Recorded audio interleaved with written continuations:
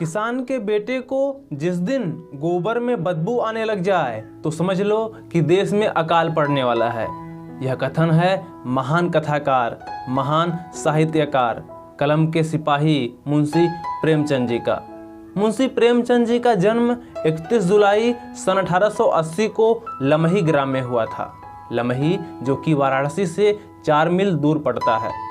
और आज के ही दिन अर्थात 8 अक्टूबर सन 1936 को उनका निधन हो गया था। मुंशी प्रेमचंद जी अभाव में जिए थे, गरीबी में जिए थे और उसी में उनका देहांत हो गया था। कहा जाता है कि उनकी कहानियों से अंग्रेज डर जाते थे, उनकी धड़कनें बढ़ जाती थी और उनकी कई कहानी अंग्रेज जला दिए थे, आग के हवाले कर दिए थे और उनका दाहिना हाथ काटने का प्रयत्न भी किए थे। तो यदि आप हिंदी पढ़ते हैं और मुंशी प्रेमचंद जी की कहानियों को नहीं पढ़े हैं तो आपने कुछ नहीं पढ़ा है। तो आइए मुंशी प्रेमचंद जी की ही एक कहानी कफन आज हम लोग पढ़ते हैं। कफन 1936 में पहली बार प्रकाशित हुआ था, तभी लोगों ने उसको पढ़ा था और सुना था। और मैं पूरी उम्मीद के साथ कह सकता हूँ कि आज भी यह कहानी लोगों को उतनी ही चुभती है जितना उस वक्त चुभती रही होगी। तो आइए मुंशी प्रेमचंद जी को नमन करते हुए, उनका सम्मान करते हुए, उनके कलम का सम्मान करते हुए इस कहानी को प्रारंभ करते हैं। यह कहानी का शीर्षक है कफन। कफन के मुख्य 3 पात्र हैं, घिसू, उसका बेटा माधव और माधव की पत्नी बुधिया। वैसे घिसू और माधव पर यह पूरी कहानी आधारित है। घिसू और माधव बहुत ही आलसी व्यक्ति हैं, कोई काम नहीं करते, कामचोर हैं, स्वार्थी हैं, इसलिए बहुत ही गरीब हैं, उनके पास कुछ नहीं होता है। और उनकी पत्नी बुधिया जो कि घर में ही रहती है और परेशान रहती है। आइए कहानी को हम प्रारंभ करते हैं। झोपड़े के द्वार पर बाप और बेटा दोनों एक बुझे हुए अलाव के सामने चुपचाप बैठे हुए हैं और अंदर बेटी की जवान बीवी बुधिया प्रसव वेदना में पछाड़ खा रही थी। रह रहकर उसके मुंह से ऐसी दिल हिला देने वाली आवाज निकलती थी कि दोनों कलेजा थाम लेते थे। जाड़ों की रात थी, प्रकृति सन्नाटे में डूबी हुई, सारा गांव अंधकार में लय हो गया था। इस समय माधव की जो पत्नी है बुधिया, वह गर्भवती है, माधव के बच्चों को जन्म दे रही है और दर्द के मारे मरी जा रही है। और यह दोनों माधव और घिसू पिता है और माधव उसका बेटा है। दोनों बहुत ही आलसी हैं, इस समय द्वार पर बैठे हुए हैं। घिसू ने कहा, मालूम होता है बचेगी नहीं, सारा दिन दौड़ते हो गया, जा देख तो आ। माधव चिढ़कर बोला, मरना ही है तो जल्दी मर क्यों नहीं जाती, देख कर क्या करूं। तू बड़ा बेदर्द है बे, साल भर जिसके साथ सुख चैन से रहा उसी के साथ इतनी बेवफाई। तो मुझसे तो उसका तड़पना और हाथ पांव पटकना नहीं देखा जाता। चमारों का कुनबा था और गांव में बदनाम। घिसू एक दिन काम करता तो 3 दिन आराम करता। माधव इतना कामचोर था कि आधे घंटे काम करता तो घंटे भर चिलम पीता, इसलिए उन्हें कहीं मजदूरी नहीं मिलती थी। घर में मुट्ठी भर भी अनाज मौजूद हो तो उनके लिए काम करने की कसम थी। जब 2-4 फांके हो जाते तो घिसू पेड़ पर चढ़कर लकड़ियां तोड़ लाता और माधव बाजार में बेच आता। और जब तक वह पैसे रहते दोनों इधर उधर मारे मारे फिरते। गांव में काम की कमी न थी, किसानों का गांव था, मेहनती आदमी के लिए 50 काम थे, मगर इन दोनों को उसी वक्त बुलाते जब 2 आदमियों से एक का काम पाकर भी संतोष कर लेने के सिवा और कोई चारा न होता। अगर दोनों साधु होते तो उन्हें संतोष और धैर्य के लिए संयम और नियम की बिल्कुल जरूरत न थी। यह तो उनकी प्रकृति थी। विचित्र जीवन था इनका। घर में मिट्टी के 2-4 बर्तन के सिवा कोई संपत्ति नहीं। फटे चिथड़ों से अपनी नग्नता को ढांके हुए जिए जाते थे। संसार की चिंताओं से मुक्त, कर्ज से लदे हुए, गालियां भी खाते, मार भी खाते, मगर कोई गम नहीं। गरीब इतने कि वसूली की बिल्कुल आशा न रहने पर भी लोग इन्हें कुछ न कुछ कर्ज दे देते थे। मटर आलू की फसल में दूसरों के खेत से मटर या आलू उखाड़ लाते और भून भान कर खा लेते, या 10-5 ऊख उखाड़ लाते और रात को चूसते।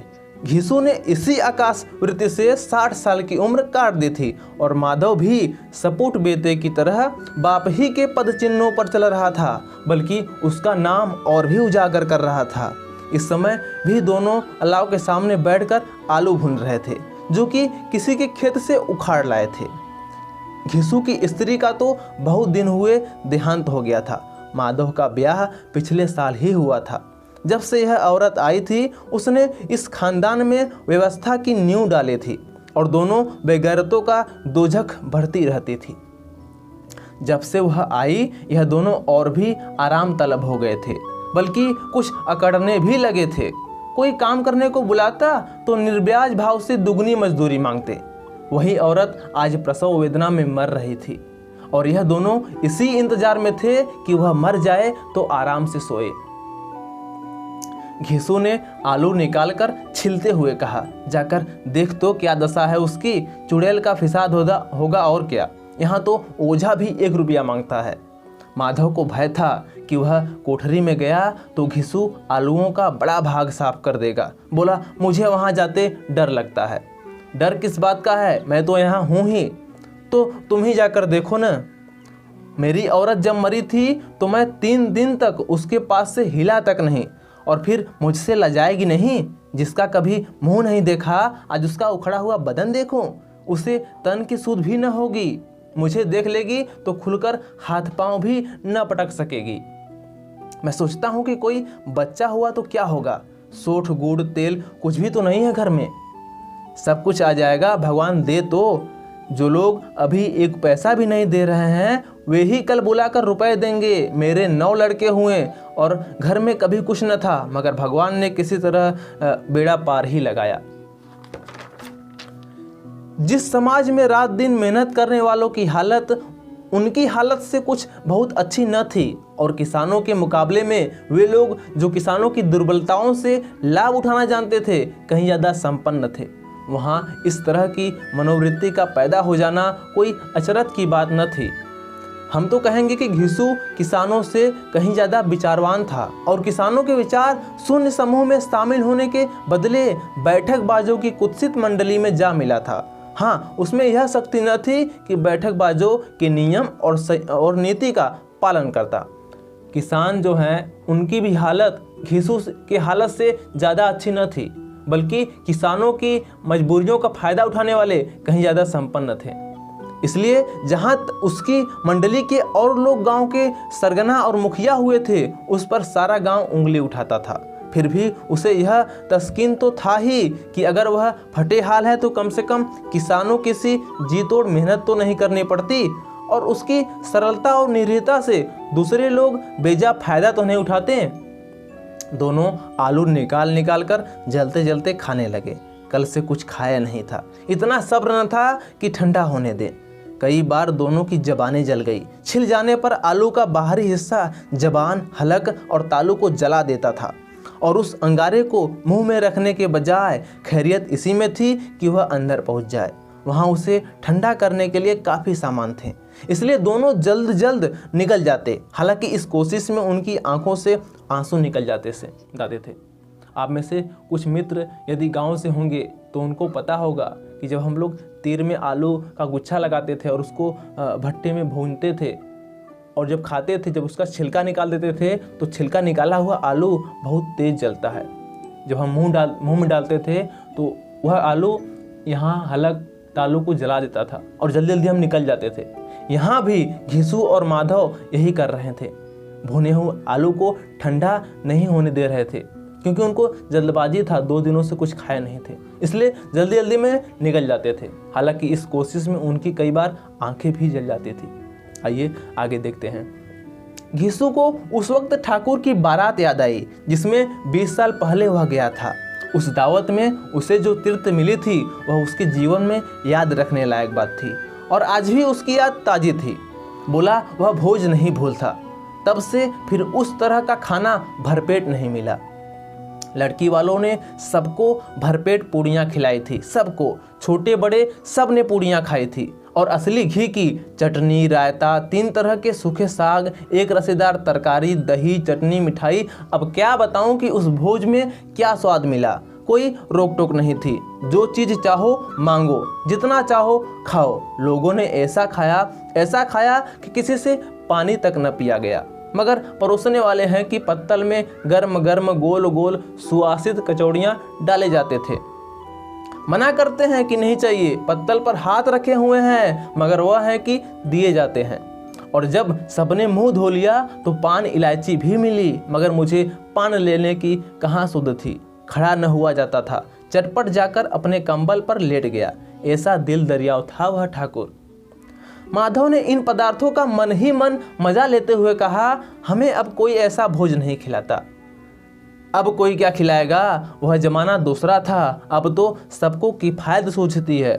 शादी ब्याह में मत खर्च करो, क्रियाक्रम में मत खर्च करो। पूछो गरीब का माल बटोर बटोर कर कहाँ रखोगे। बटोरने में तो कोई कमी नहीं है, हाँ खर्च करने में किफायत सूझती है। तुमने 20 पूरियां खाई होंगी, 20 से ज़्यादा खाई थी।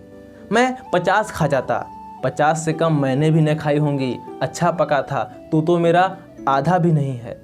आलू खाकर दोनों ने पानी पिया और वहीं अलाव के सामने अपनी धोतियां ओढ़कर पांव पेट में डाले सो रहे, जैसे दो बड़े बड़े अजगर गेंडोलियां मारे पड़े हों। और बुधिया अभी तक कराह रही थी। सवेरे माधव ने कोठरी में जाकर देखा तो उसकी स्त्री ठंडी हो गई थी। उसके मुंह पर मक्खियां भिनक रही थी, पथराई हुई आंखें ऊपर टंगी हुई थी, सारा देह धूल से लथपथ हो रही थी। उसके पेट में बच्चा मर गया था। माधव भागा हुआ गीसू के पास आया, फिर दोनों जोर जोर से हाय हाय करने लगे और छाती पीटने लगे।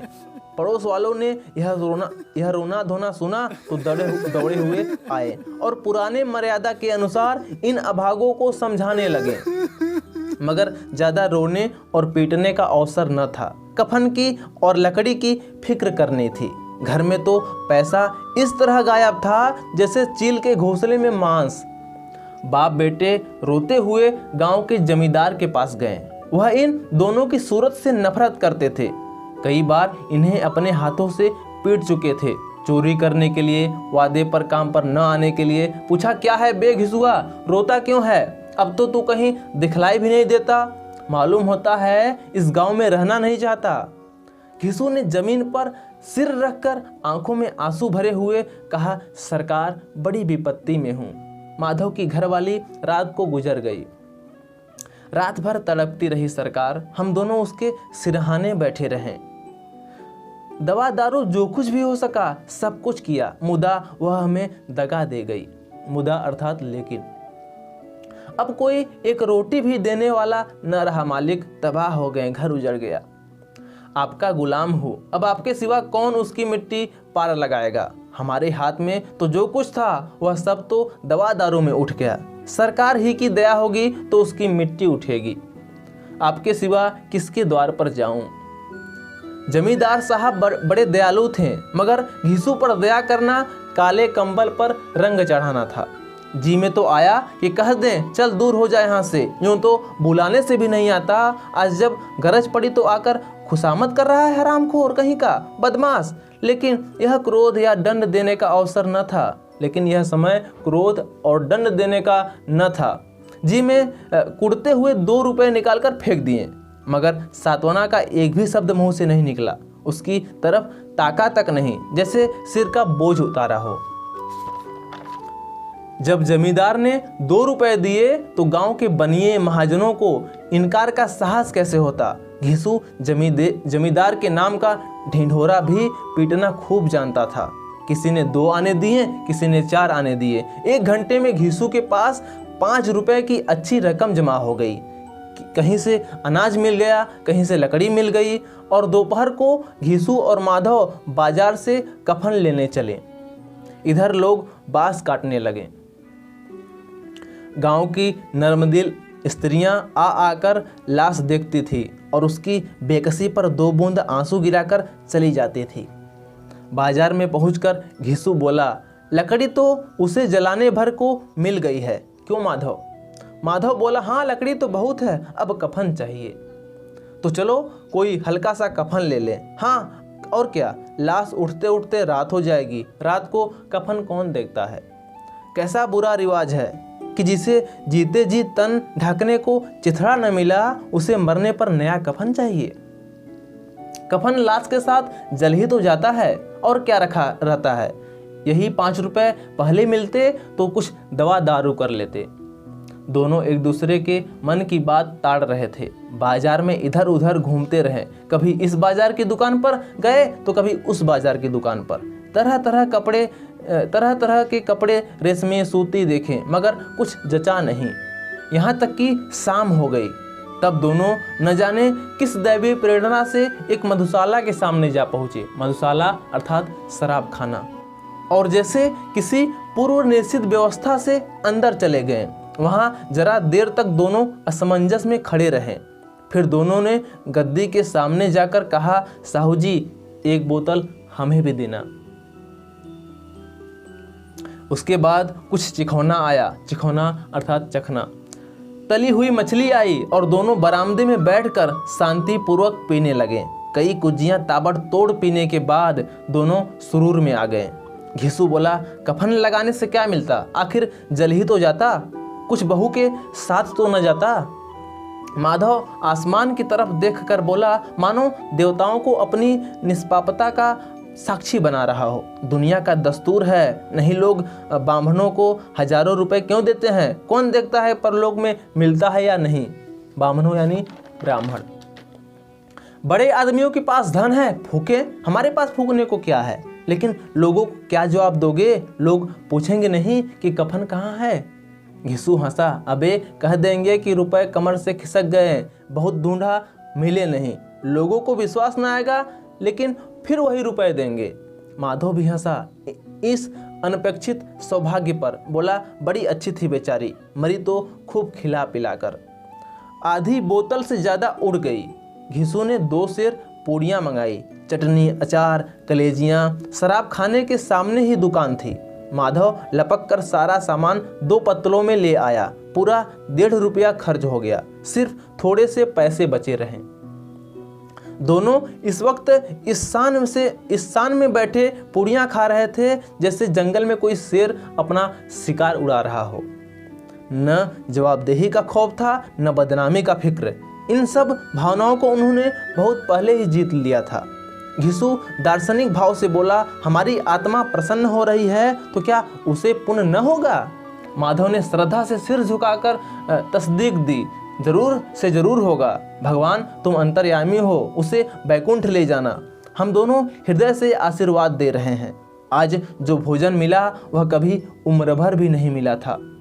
एक क्षण के बाद माधव के मन में एक शंका जगी। बोला, क्यों दादा, हम लोग भी एक न एक दिन वहाँ जाएंगे ही। घिसू ने इस भोले भाले सवाल का कुछ उत्तर न दिया। वह परलोक की बातें सोचकर इस आनंद में बाधा न डालना चाहता था। जो वहाँ हम लोगों से पूछे कि तुमने हमें कफन क्यों नहीं दिया तो क्या कहोगे। कहेंगे तुम्हारा सिर। पूछेगी तो जरूर। तो तू कैसे जानता है कि उसे कफन न मिलेगा। तू मुझे ऐसा गधा समझता है। 60 साल क्या दुनिया में घास खोदता रहा हूँ, उसको कफन मिलेगा और बहुत अच्छा मिलेगा। माधव को विश्वास न आया। बोला, कौन देगा, रुपए तो तुमने चट कर दिए। वह तो मुझसे पूछेगी, उसकी मांग में सिंदूर तो मैंने डाला था। कौन देगा, बताते क्यों नहीं। वही लोग देंगे जिन्होंने अब की बार दिया। हाँ, अब की रुपए हमारे हाथ न आएंगे। ज्यों ज्यों अंधेरा बढ़ता था और सितारों की चमक तेज होती थी, मधुशाला की रौनक भी बढ़ती जाती थी। कोई गाता था, कोई डींग मारता था, कोई अपने संगी के गले में लिपटा जाता था, कोई अपने दोस्त के मुंह में कुल्हड़ लगाए देता था। वहाँ के वातावरण में सरूर था, हवा में नशा। कितने तो वहाँ आकर एक चुल्लू में मस्त हो जाते थे। शराब से ज़्यादा यहाँ की हवा में नशा करती थी। जीवन की बाधाएं यहाँ खींच लाती थी और कुछ देर के लिए यह भूल जाते थे कि वे जीते हैं या मरते हैं, या न जीते हैं न मरते हैं। और यह दोनों बाप बेटे अब भी मज़े ले लेकर चुस्कियाँ ले रहे थे। सबकी निगाहें इनकी ओर जमी हुई थी। दोनों कितने भाग्य के बली हैं। पूरी बोतल बीच में है। भरपेट खाकर माधव ने बची हुई पूड़ियों का पत्तल उठाकर एक भिखारी को दे दिया, जो खड़ा इनकी ओर भूखी आंखों से देख रहा था। दोनों देने के गौरव, आनंद और उल्लास का अपने जीवन में पहली बार अनुभव किया था। हमेशा लेते ही रहते थे ये लोग, कभी दिए नहीं। आज पहली बार किसी भिखारी को कुछ दिए। घिसू ने कहा, ले जा, खूब खा और आशीर्वाद दे। जिसकी कमाई है वह तो मर गई, मगर तेरा आशीर्वाद उसे जरूर पहुँचेगा। रोए रोए से आशीर्वाद दो, बड़ी गाढ़ी की कमाई है। माधव ने फिर आसमान की तरफ देखकर कहा, वह बैकुंठ में जाएगी दादा, बैकुंठ की रानी बनेगी। घिसू खड़ा हो गया और जैसे उल्लास की लहरों में तैरता हुआ बोला, हाँ बेटा, बैकुंठ में जाएगी। किसी को सताया नहीं, किसी को दबाया नहीं, मरते मरते हमारी जिंदगी की सबसे बड़ी लालसा पूरी कर गई। वह न बैकुंठ जाएगी तो क्या यह मोटे मोटे लोग जाएंगे, जो गरीबों को दोनों हाथों से लूटते हैं और अपने पाप को धोने के लिए गंगा में नहाते हैं और मंदिरों में जल चढ़ाते हैं। श्रद्धालुता का यह रंग तुरंत ही बदल गया। अस्थिरता नशे की खासियत है। दुख और निराशा का दौर हुआ। नशे में आदमी कभी हंसता है तो कभी रोने लगता है, अस्थिर होता है उसका मन। यहाँ भी दुख का दौर आया, दुख की हवा चली, दोनों दुखी में आ गए। माधव बोला, मगर दादा, बेचारी ने जिंदगी में बड़ा दुख झेला, कितना दुख भोग कर मरी। वह आंखों पर हाथ रखकर रोने लगा, चीखे मार मार कर। घिसू ने समझाया, क्यों रोता है बेटा, खुश हो कि वह माया जाल से मुक्त हो गई, जंजाल से छूट गई। बड़ी भाग्यवान थी जो इतनी जल्द माया मोह के बंधन तोड़ दिए। और दोनों खड़े होकर गाने लगे, ठगनी क्यों नैना झमकावे ठगनी, ठगनी क्यों नैना झमकावे ठगनी। पियकड़ों की आंखें इनकी ओर लगी हुई थी और यह दोनों अपने दिल में मस्त गाए जाते थे। फिर दोनों नाचने लगे, उछले भी, कूदे भी, गिरे भी, मटके भी, भाव भी बताए, अभिनय भी किए और आखिर में नशे में मदमस्त होकर वहीं गिर पड़े।